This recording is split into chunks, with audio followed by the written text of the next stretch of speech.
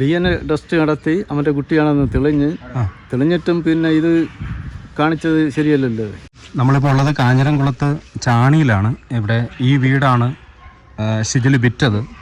അതിൻ്റെ കറക്റ്റ് എമൗണ്ടിനെ കുറിച്ച് നമുക്ക് ധാരണയില്ല. വാങ്ങിയ ആൾക്കാർ മേളിലോട്ട് പിന്നെ ഒരു ചെറിയ ഇംപ്രവൈസേഷനൊക്കെ നടത്തിയിട്ടുണ്ട് ആ വീട്ടിനെ സംബന്ധിച്ച്. അപ്പോൾ ഈ സ്ഥലത്താണ് ജനിച്ചതും വളർന്നതും ഒക്കെ ഷിജിൽ. അപ്പോൾ ഷിജിലിനെ കുറിച്ച് ഇപ്പോൾ പറയുന്നത് ആൾക്കാർ, അപ്പോൾ യവൻ എപ്പോഴും യവന് സംശയവും ആരെ ഈ കൊച്ചിന് ഭാര്യ, അതായത് കൊച്ച് അവൻ്റെ അല്ലേ എന്നൊരു സംശയം. പിന്നെ അതിൻ്റെ കണ്ണിന്, അതിൻ്റെ മൂക്ക്, ചെവി, വാ എന്നൊക്കെ പറഞ്ഞ് എപ്പോഴും അതിനെ പറഞ്ഞുകൊണ്ടേയിരിക്കുന്നു. പരിശോധനയൊക്കെ നടത്തിയാ? ഓ, അതെല്ലാം നടത്തി. ഈ കേസ് ഇതെല്ലാം നടത്തി ഇവന്റെ കൊച്ചാണെന്നുള്ളത് എല്ലാം തെളിയിച്ചതാണ്. ഓ, DNA പരിശോധന എല്ലാം നടത്തിയ കേസ്. അതിലൊരു മാറ്റമില്ല. ഒടുവിൽ പിന്നെ ശ്രീധരൻ കൊണ്ടുവരണമെന്ന് പറഞ്ഞ് അവരെ വീട്ടില് ചെന്ന് വിഷയം ഉണ്ടാക്കി അവളെ അടിക്കുകയും അവളെ തെളിയിക്കുകയും ചെയ്ത് പൂവാർ സ്റ്റേഷനിൽ കേസുമുണ്ട്. ഓ, ഈ DNA പരിശോധന നടന്ന കാര്യമൊന്നും നമ്മൾ അറിഞ്ഞു. അതെല്ലാം കഴിഞ്ഞു. നല്ലൊരു പണിക്കാരൻ, അപ്പനും മോനും നല്ലൊരു പണിക്കാരൻ. എന്ത് പണി? കട്ടിന്റെ പണിയാണ്. കട്ടിന്റെ പണി. അച്ഛനും മോനും ഒരു ഉച്ചക്ക് പോകണം. കട്ടിന്റെ പണി അവിടെ എല്ലാ പണിമാക്കി പണി. അച്ഛനോട് ഞാൻ സംസാരിച്ചായിരുന്നു. ഇവ എന്റെ കൂടെ പണിക്ക് വന്നിട്ടുണ്ട്. ഞാനൊരു കൺട്രാക്ടാണ്, സ്വന്തമായിട്ട് പോയാണ്. അന്ന് അവന് ആ ഒരു മൈൻഡ് കൺട്രാക്ടർ ഒന്നുമില്ല. പരമാവധി ശിക്ഷ ഇവന് മാറ്റി കൊടുക്കും. അപ്പൊ ഇവിടെ അവന് നല്ലൊരു അഭിപ്രായം ഇല്ല ഈ നാട്ടിൽ. കാര്യം എന്ന് പറഞ്ഞാൽ ഇവൻ ആള് ശരിയല്ല.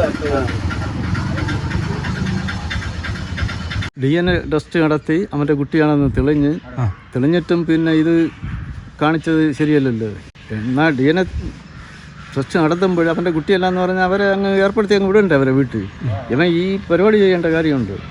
ചേട്ടാ, സത്യത്തിൽ ഈ DNA ടെസ്റ്റ് നടത്തിയ കാര്യമൊന്നും ആ പെൺകുട്ടി ഇതുവരെ ഒരു വാർത്തയിലും പറഞ്ഞിട്ടില്ല. അത് ചെയ്തു. അങ്ങനെ ഒരു DNA ടെസ്റ്റ് നടന്നതായിട്ടോ അതുപോലെ തന്നെ അത് ഈ രൂപത്തിൽ ഷിജിലിന്റെ തന്നെ കുട്ടിയാണെന്ന് പറഞ്ഞ് തെളിയിക്കപ്പെട്ടതായിട്ടോ നമ്മളിതിപ്പോൾ ആദ്യമായിട്ട് ഈ നാട്ടിൽ വന്നപ്പോഴാണ് അറിയുന്നത്. കാഞ്ഞിരംകുളത്ത് വന്നപ്പോഴാണ്. അവിടെ ഒത്തുതീർപ്പായി. യെസ്, അങ്ങനെയാണ് ഈ കഴിഞ്ഞ ഒരു മാസത്തിന് മുമ്പ് ആ കുട്ടി ഇവിടെ വന്നത്. അപ്പോൾ ഈ അവൻ്റെ അമ്മയും ആരുമായിട്ട് അകത്ത് കയറ്റിയിട്ടില്ല. ഇവിടെ ഈ വട വീട്ടിൽ പോയപ്പോഴും കയറ്റിയിട്ടില്ല, ബന്ധുക്കളെയും കയറ്റില്ല. മാത്രമല്ല ആ കുട്ടിയുടെ ഫോണിനൊക്കെ ഡാമേജ് ആക്കി. അതേസമയം ഇനി തെളിയണമെങ്കിൽ ഇവന്റെ അമ്മയെ കൂടെ പിടിച്ചകത്താക്കണം. അയാൾ ഒരു നിരപരാധിയാണെന്ന് തോന്നുന്നു കണ്ടിട്ട്. പക്ഷെ ഇവന്റെ അമ്മയെ കൂടെ പിടിച്ചകത്താക്കിയാൽ കറക്റ്റായിട്ട് ഇവർ തത്ത പറയും പോലെ പറഞ്ഞിരിക്കും. അതിലൊരു മാറ്റമില്ല.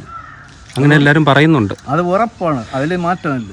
പിന്നെ ഈ പെൺവീട്ടുകാർ ഇപ്പോൾ പറഞ്ഞു വയ്ക്കുന്നൊരു കാര്യം, ഇവിടെ ഏതോ ഒരു പള്ളിയിലെ അച്ഛൻ പാസ്റ്ററുമായിട്ട് ബന്ധപ്പെട്ട് എല്ലാറ്റിൻ്റെയും പിന്നിൽ പാസ്റ്റർ വരുന്നു എന്ന്. അങ്ങനെയൊന്നുമില്ല. നമ്മളെ റാബ ചർച്ചിലെ പാസ്റ്റർ കേസാണ്. അയാൾ ഇതിനെ നടത്തി കൊടുത്തെന്നുള്ള ഒരു ഇതേ ഉള്ളൂ, അല്ല വേറെ ഒരു കേസിലും അയാൾ ഉണ്ടോയെന്ന് എനിക്കറിഞ്ഞൂടെ. ഇനി നാളെ ഒരു സമയം ഉണ്ടോയെന്ന് അറിയാനും പറ്റില്ല. എന്തായാലും ഇവിടെ പൊതുജനങ്ങളുടെ ഇടയിൽ പാസ്റ്ററിന് നല്ല അഭിപ്രായമാണ് ഉള്ളത്. പാസ്റ്ററുമായിട്ട് ഒരു ബന്ധമുണ്ടെന്ന് എനിക്ക് പറയാൻ പറ്റില്ല. ആ ചർച്ചിൻ്റെ പേരെന്തുവാ? Rapha church. ഇവിടെ ഈ നാട്ടിൽ ഒരു ചാരിറ്റി പ്രവർത്തനത്തിൻ്റെ ഒരു കേന്ദ്രം എന്ന നിലയിലാണ് ചർച്ച ഉള്ളതെന്ന് പറഞ്ഞു കേൾക്കുന്നു. അതായത് അനാഥരായിട്ടുള്ള കുട്ടികളുടെ വിവാഹം നടത്തി കൊടുക്കുക, അങ്ങനെയൊക്കെ ഉള്ള ഒരു നല്ലൊരു മനുഷ്യനാണെന്നുള്ളതാണ് നമുക്കറിയപ്പെടുന്നത്. പിന്നെ ഇതില് വേറെ എന്തെങ്കിലും കളിയുണ്ടോ എന്നുള്ളത് നമുക്കറിയില്ല. പക്ഷെ നമ്മുടെ നാട്ടിൽ നമുക്ക് അദ്ദേഹത്തെ കുറിച്ച് മോശം അഭിപ്രായം ഇല്ല. അപ്പോൾ ഇങ്ങനെയാണ് ഈ നാട്ടുകാരൊക്കെ പറയുന്നത്. അപ്പോൾ ഷിജിലിനെ കുറിച്ച് ഇപ്പോൾ ഇവർക്ക് ഈ നാട്ടിലുള്ളവർക്ക് വലിയ മതിപ്പൊന്നുമില്ല, അത്ര തന്നെ. പിന്നെ അവൻ ഇതൊക്കെ ചെയ്തിട്ടുണ്ട് എന്നുണ്ടെങ്കിൽ ശരിക്കും പുറം കാണാൻ പറ്റാത്തത്ര ശിക്ഷ കിട്ടണം എന്നുള്ള അഭിപ്രായം തന്നെയാണ് നാട്ടുകാർക്കുള്ളത്. പല സാഹചര്യങ്ങളും പല ആൾക്കാരും ഒരു കുറ്റകൃത്യത്തിന് സപ്പോർട്ടായേക്കാം, കാരണമായേക്കാം. എങ്കിലും കുറ്റവാളി ഇപ്പോൾ പിതാവ് തന്നെ. ജീവിതം മുന്നോട്ട് പോകും. വാർത്തകൾ ഇനിയും ഇതുപോലെ പലതും വരും, ഇതിനേക്കാൾ ചെറുതും വലുതുമായവ. ഒരു വാർത്ത കണ്ടുകൊണ്ട് ആരും ഒന്നും പഠിക്കുന്നില്ല. ഒരു വാർത്തയ്ക്കും ആരെയും സ്വാധീനിക്കാനും കഴിയുന്നില്ല.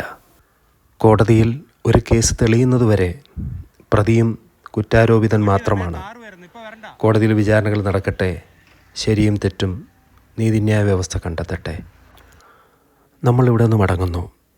വാർത്തയ്ക്കു പിന്നിലെ നമ്മുടെ ആഗ്രഹം ആ കുഞ്ഞിന് നീതി കിട്ടണം എന്നാണ്. എന്ത് നീതിയാണല്ലേ! ജീവനെടുത്തു പോയതിന് ശേഷം കിട്ടുന്ന നീതിയിൽ കുഞ്ഞിനെന്ത് പ്രയോജനം എന്ന ലോജിക്കുള്ളൊരു ചോദ്യമുണ്ട്. നമ്മൾ ഇൻ്റർവ്യൂ എടുക്കാൻ പോയ കൂട്ടത്തിൽ ലക്ഷ്മിപ്രിയയുടെ വീട്ടിൽ ചെന്നപ്പോൾ പുറത്തിരുന്ന ലക്ഷ്മിപ്രിയ നമ്മൾ ചെല്ലുന്നത് കണ്ട് അകത്തേക്ക് കയറിപ്പോയി. ലക്ഷ്മിപ്രിയയുടെ അമ്മ വളരെ ധിക്കാരത്തോടെ ഇനി ഞങ്ങൾക്കൊന്നും പറയാനില്ല എന്നുള്ള രീതിയിൽ ക്ഷോഭിക്കുകയും അവരും ആട്ടിവിടാൻ നോക്കുകയുമൊക്കെ ചെയ്തിട്ടുമുണ്ട്.